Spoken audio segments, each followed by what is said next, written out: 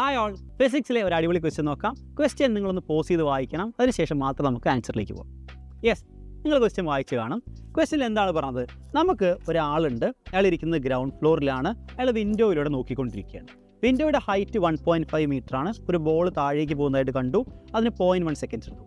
അങ്ങനെയാണെങ്കിൽ ആ ഒരു വിൻഡോയുടെ ടോപ്പ് മോസ്റ്റ് പോയിന്റിലെത്തുമ്പോൾ ആ ബോളിൻ്റെ വെലോസിറ്റി എത്രയാണ് എന്നാണ് ക്വസ്റ്റ്യൻ. അപ്പോൾ ക്വസ്റ്റ്യനിൽ പറഞ്ഞ കാര്യം ഇതാണ്, നോക്കിക്കേ, ഇതാണ് നമ്മുടെ പറഞ്ഞ കാര്യം. ഇതാണ് നമ്മുടെ ആ വീട് ഇവിടെ നിന്ന് ബോൾ ഡ്രോപ്പ് ചെയ്തുകൊണ്ടിരിക്കുകയാണ്.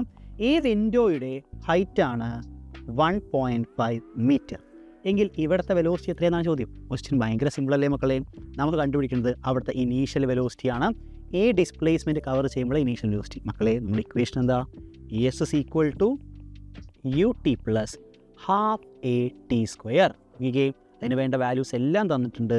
നമുക്കതിന് വേണ്ടിയിട്ട് u കണ്ടുപിടിക്കാം. എസ് എത്രയാണ്? 1.5 ആണ്.